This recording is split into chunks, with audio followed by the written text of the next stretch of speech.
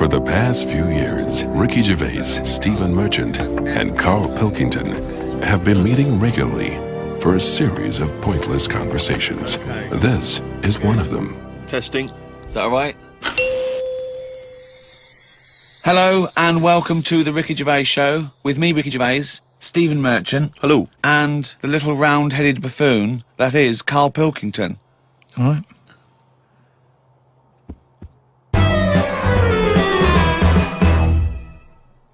I wonder if we should have a jingle for questions for Carl, because there's a lot of questions coming in for Carl. Okay. Oh, chimpanzee, that question's for Carl. Yeah, okay, no, fair enough, that works. This is from Jim and Bob in Manchester. Carl, if you could talk to any animal, which one would it be and what would you say to it? Insect, animal, anything, fish, anything. Well, they said animal, but let's broaden it to anything. Animal, any creature. Insect is an animal. Yeah, no, but I'm just, I don't want to get it wrong. I'm just thinking about, Yeah. there's a lot of stuff out there, isn't there? I'd probably go for the tortoise. Okay. Because it would take a long time to walk away from you while you were talking. No, just because... Most animals would be off straight away. Yeah. Just because they live for ages, so they'll have loads of stories. They've lived through a lot. You know what I mean? Through wars and stuff. Well, you get an old one. If you get like an old one, that's about 100%. Most of them have lived in a box in a garden for 52 years. No, but you get some that have been about, and even if it's in a box, you can overhear. They've really travelled, have they? Yeah. I mean, some of them have experienced more than you. Yeah. But they've broadened their horizons a bit more than you. They could probably teach you a thing or two, yeah. And what would you hope to learn from them? Just history. Right. From their very specific tortoise perspective. Other emails. We've had a lot of questions about time travel. People are fascinated about your approach to time travel. And I know we've talked about this in the past, but this is a very specific time travel question. If you had a time machine, Carl, to what event in your childhood would you travel back to and why? What's the point in going back to things that you thought... No, it's just that it's never as good, is it? It's like a place you go on holiday and you go back thinking it'll be as good as the first time. It never is. So I don't believe in going back to places. What do you understand the question as? Do you think they're asking? Would you go back like a ghost and spy? Would you go back and you've got your childhood back? You are that child again. You're in the body. You are the child, or you've got your adult head and experiences. Rick, I really don't think Carl was thinking there was any of those variations. Let's be honest. But now that you've flagged them up, I think he was thinking of him as he is now in school with a cap on. yeah. But too big for the chairs. yeah. Come on. No, I don't think I would go back. It's all happened now, isn't it? Yeah, but it's an email for our own amusement. Well, okay. Choose an event. Okay, forget the time travel thing. No, hang on. I think let's clarify one of Ricky's points. What if you could go back and you could live that moment again? How would you do it differently? There's been times where I've gone, oh, that was a bit out of order or whatever, but then you learn from your mistakes, don't you? So I don't want to go back and change stuff, because it's like that thing that they go on about, innit, where they blame the butterfly on an earthquake. You know, it's going to happen. If it wasn't that butterfly, it's another one. So why pass the buck, is what I'm saying. So you've got no regrets. There's nothing in your past you'd want to change or do differently? What about if you went back and you spied like a ghost on something? You couldn't change anything, but you could have a look at someone and just sort of look like Ebenezer Scrooge does at the Ghost of Christmas Past. He goes back and he's sort of like looking at himself dancing and stuff. What would you do? What would you go back and have a look at? Yeah, but you're asking me to change. I don't want to change. You're not changing, you're just observing. It's impossible. All right, this question, it's not going to happen. You're not going to have to do this. It's impossible. Right, yeah, I nearly died once, didn't I, on an ice pop. Right. Right. Now, maybe if I would have died, I'd say, well, let's go back to that, and I won't have an ice pop. You wouldn't be doing the podcast if you'd have died. You wouldn't be having this email put to you. What are you That's absurd. about? You're now saying you're rewriting history and then going back to change it. Yeah. There's no need. You didn't die. And we've changed it. You can't change anything. You're just going to go back and watch them. Would you like to go back and watch yourself choking on a Mr. Freeze? No, that's what I'm saying. That's why I wouldn't go back now, because I'm all right. I haven't had one since. I've learnt a lesson. I'm not missing them ice pops. So... I don't think you're making the most of this opportunity to fantasise. I don't see the point in going back in anything. I mean, do you mean go back in time to the point of you can see, like, Rome in its working day? What, in your childhood? Was Rome about when in your childhood? Were there gladiators Well, in your that's what I'm childhood? saying. Everything I've been through, so why see it again? Forget it. It was just a nice little question. I mean, that shows the lack of imagination Right, in Carl all right. Pilkington. Can Your I- mind can't all fathom right, something unless it's like, got two heads. But I don't see the point in doing something twice. Because the thing is, say if there's one good moment when I was about 6 that I loved, I'd then have to go through all the other 20 years again. Well, why? Why have you imposed that? This is a fantasy. Make it up. You could Just go say- back and come back Yeah, again. whiz back and fast forward 35 years. Nah. Brilliant. No. Like it was on offer. Like this was really on offer. Move on. Migrant workers in South China are wearing adult diapers on packed trains heading home for the New Year holiday because they've got no access to the toilet. Many supermarkets in this particular part of China have reported a 50% increase in sales of adult nappies for the train trips. Now, what do you make of that, Carl? You're on a long, long train journey, 3 hours, 4 hours. You know there's no toilet. You know you're going to need to go. Pop on a... Why isn't there any toilets? They just aren't on the trains. And they're a really long journey. Yeah. How long? Hours. Very long in China. It's a big country. I wouldn't. I couldn't do that.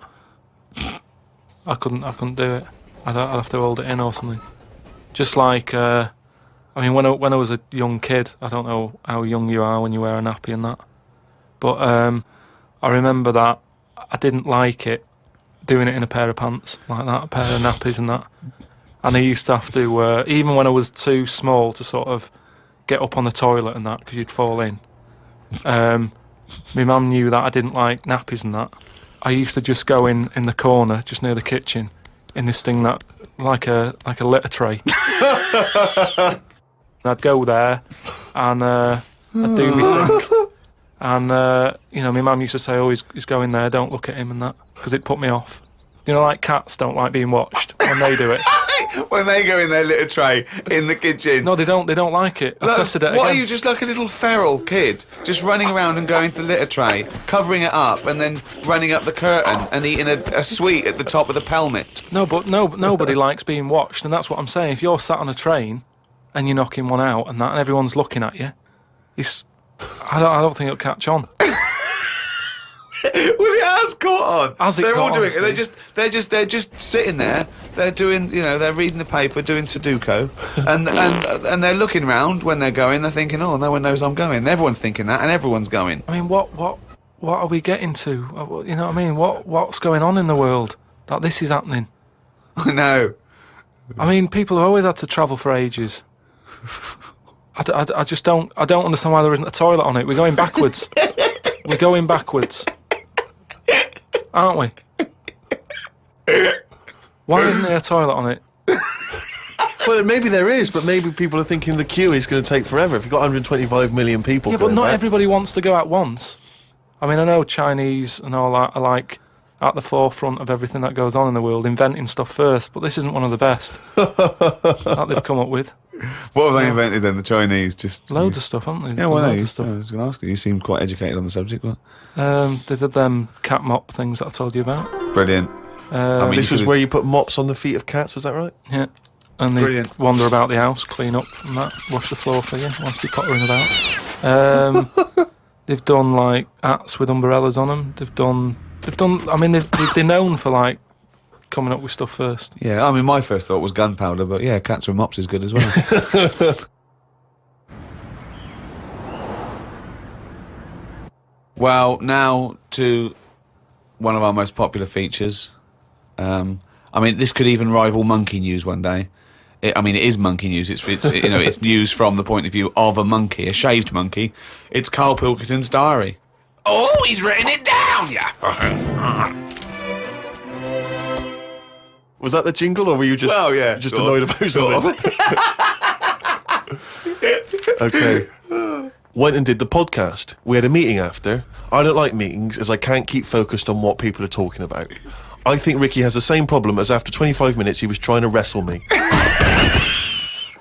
I tried to do what spiders do and stayed still as if I was dead. But Ricky just stayed on top of me, not moving. A bit like when you see one of them big snakes swallowing a sheep. Ricky got bored and released me. I went home thinking, why had I left my old job for this? A homeless man asked me for some money, but I didn't feel like I should treat him as I felt that he'd probably had a better day than me. Oh, God. Suzanne called me to say she'd gone for a haircut and that she'd meet me in the supermarket. I went to the supermarket, but she wasn't there. I called her and she said she was near the fruit aisle. I went to the fruit aisle and she wasn't there. Turns out she was in a different supermarket on the other side of town. And that if I'd listened to her properly, I'd have known that. I didn't want to say that Well, you just went to the first supermarket you thought of, as opposed to listening to what supermarket. I'm in the supermarket. All right, bye. I didn't want to say that I hadn't heard her properly because my ears were ringing a bit from the wrestling from earlier. 25 minutes later, I met up with Suzanne. Her haircut wasn't that bad. Normally, her haircuts are followed by an argument between us as she pays over the odds for some daft haircut that's the latest style. Brilliant. I wish she'd take a picture out of a magazine or ask for a style rather than letting the hairdresser do what she wants. I said I only tell her to do this as she's got a square head and a close-cut hairdo makes it look squarer. She said, "What do you think of this cut?" I said it looked all right, as I couldn't be bothered arguing about it. It's weird writing a diary. I don't know who thought of doing one of these first. The last time I did one was at school. They used to get you to do it so they could keep an eye on whatever you were up to. My diary used to say the same thing every night. Got home, went to the shop to get potatoes, bread, milk. Went home, watched telly, went to bed. I think I might have gone to Twiggy's dance club just so I had something different to write. You've not told us about Twiggy's dance club. It's just, you know, I sort of, when I was a kid, I sort of gave everything a bit of a go. I did boxing and that, didn't I? Gave that a go. For about 45 minutes. And yeah, a mate sort of said, "Oh, you know, you're into your dancing, your robotics and that. You're doing your body popping, right? Body popping and that." He said, "You ought to come to Twiggy's." And I went there, but I didn't go in. It was shut. They were just having like loads of toilet rolls delivered. I think like they were like using it as a storage place for toilet rolls and that. So I said, "Oh, I've come to have a dance." And like, "Oh, not tonight. Come back tomorrow." I never went back. Brilliant. What a waste of an anecdote. Right. Brilliant. Just to recap, you're convinced then that the teachers are asking you to keep diaries so they can keep tabs on you. And then to continue the diary, as there were more problems happening on the estate, they started to add Saturday and Sundays to the school diary to keep an eye on what we were doing at the weekend. I struggled to fill it on a Sunday as the shop I got potatoes and bread from was shut on a Sunday. I had to go over to Shepherd's Bush to meet someone. I got the tube. There was a badly burnt man on the tube. It's amazing how the body can continue through quite a lot of bad stuff. It got me thinking about how much stuff you could remove in your body, one by one, without dying. If it was a competition, the cockroach would win, as it can live for a week without a head. I just mean like, say if, you know, they're running out of ideas for TV programmes and that, right? They get someone who isn't well. They go, "Look, do you mind if we make a programme on you?" And what they do, they sit them in the bed and they go, "Right, what we're going to do now is take out the heart but replace it with a pacemaker." Right, No. Sorry. People with pacemakers don't have their heart taken out and a pacemaker popped in.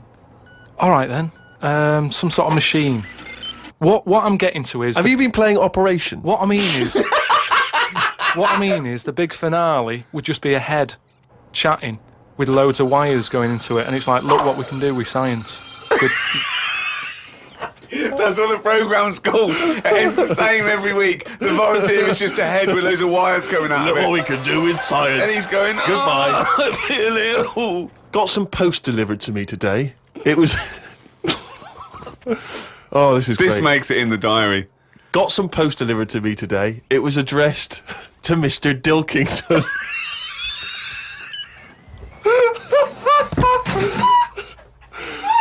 I don't know why that's so funny. Oh, God. I got some post delivered to me today. It was addressed to Mr. Dilkington.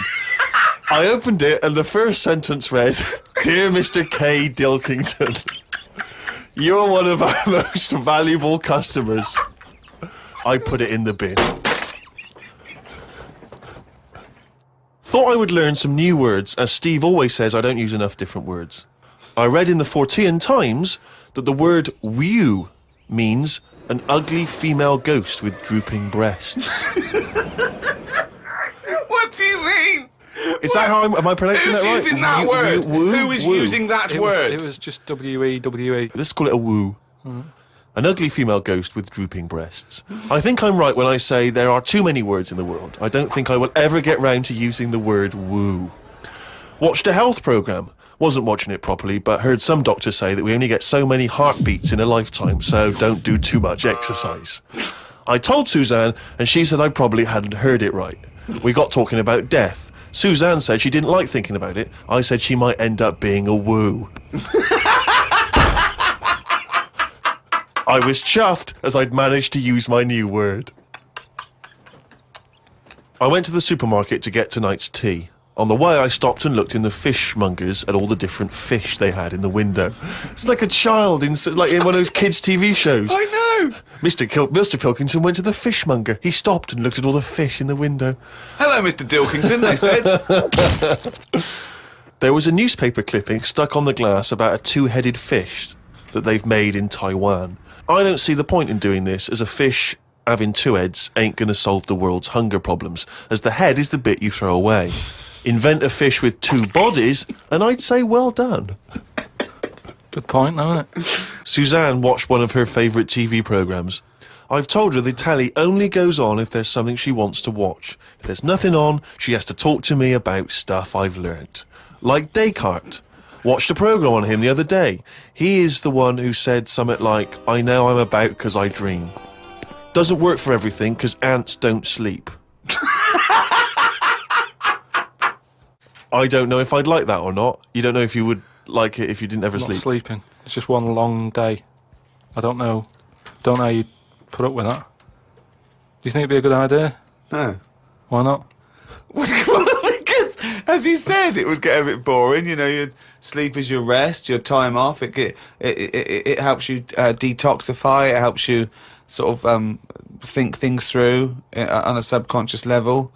But don't you ever get it where, I mean, sometimes it's brilliant to have a sleep when you're tired, but don't you sometimes feel that's like... the best time to have a sleep, when you're tired. No, but sometimes when you go to bed and you're not that tired and you're kind of thinking, oh, I'm going to waste some hours of my life now and I'm not really in the mood for this. Well, that's just wishing you had longer on this earth doing creative things. I mean, if you didn't have to sleep, you could spend more time talking to a tortoise and going to the toffee shop.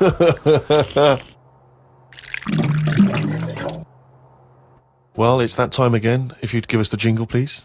Oh, chimpanzee that.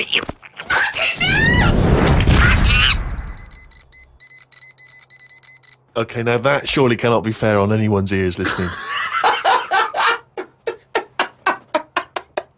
Right, ages ago, right, about the 1950s, Oh, yeah. Oh, yeah. there was this gangster knocking about. And do you know how, like, Was he called Hairy Fingers? do you know how, like, a lot of gangsters like to get into gambling and that? Yeah, yeah. And you know, like all his peers and that, all these mates who are like gangsters and stuff, they've all bought horses, right? That they take racing and they make money from them. That don't they? Yeah. So anyway, he And was Chuckles the Seagull was no different. and he was like, yeah, that's a good thing to get into. I might get into a bit of that, right? So he gets himself this horse, right? And there's a big race coming up. That's why he's a bit of a last minute. And the jockey turns up and it's fine. He's a human jockey and it's fine. Excellent. Okay, well that was another podcast. So anyway, please listen. Oh, hang on, next... there's more. Oh, go hang on. on. So anyway, this big race is coming up. He's like, I've got to be involved in this because definitely. I can make a lot of money out of my horse here. Choose the jockey wisely, then. So he says to his mate, he said, look, I've got myself a horse and that.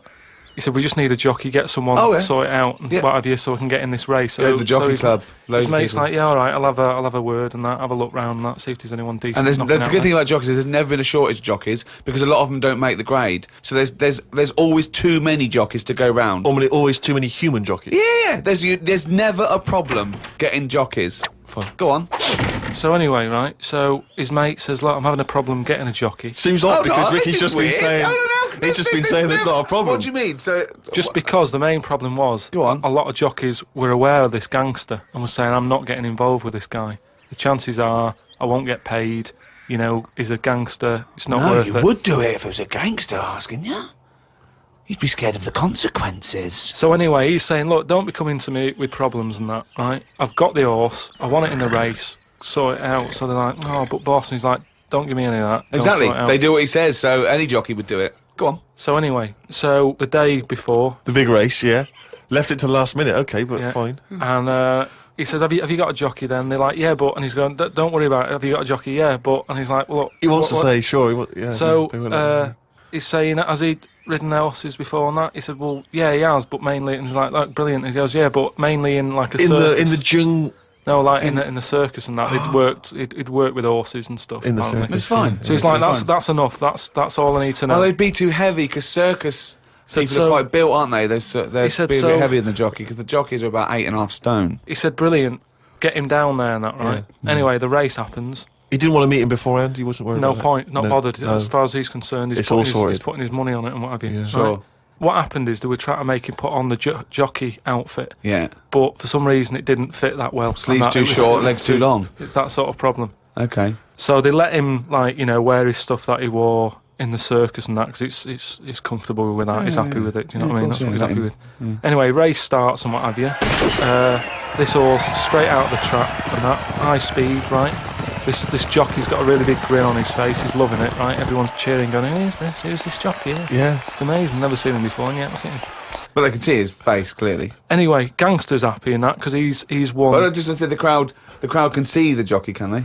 What? The crowd can. I mean, it's Yeah, but face he's not- so fast and what have The you. blur, it's a blur. It's all a blur. He's really, he's good at it. I mean, apparently he was Right. close to falling off, and people were like, he's gone, he's a goner. Right. He's got such a good reach that he managed to grab hold of Oh, the, sure. good reach. Oh. at the end of it, like the winner sort of rides around the crowd a bit, Yeah. like, sort of, show off and what have you. Yeah, And all the women are there, and like women are all dolled up at these events. sure. They've all got big hats on. Sometimes they got fruit on those hats. Yeah. Okay. Right, yeah. Right.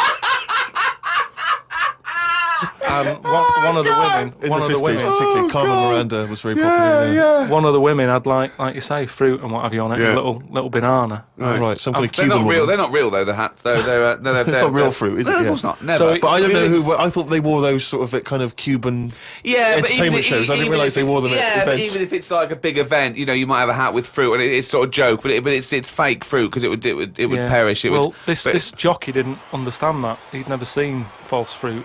I don't understand. But why did the jockey? So why was he so desperate for fruit? I don't understand. So anyway, meanwhile, the gangster's collecting his 500 quid winnings. Yeah. Right, he's over the moon. He kicks off because of this woman with the fruit. Yeah, I don't understand. I still don't understand don't why the understand. jockey would go. Everyone noticed. Jockey, little monkey fella. Oh, that makes sense. If he was a monkey, that would make sense. Yeah. What year was this? Because I want to. It was 1950s, and that's where the saying comes from about, like in Cockney slang, 500 quid is a monkey. He sort of put, he put a monkey on it, and it all goes back to the time when So this happened in England. in this country, It yeah, happened the in England. So 1950s. someone could well still be alive So, that we could easily yeah. contact. That Well, would that's it. confirm We that, always, 'cause they were at the there's no event. time length on this monkey news. If you've got any, if it's history, if it goes back, Or if it's years made ago, up, bullshit. just send it in. If it's to, bollocks, If you've got send any it in. bollocks If it's that you absolute wanna bollocks, send in. please send it in. That's this week's monkey news.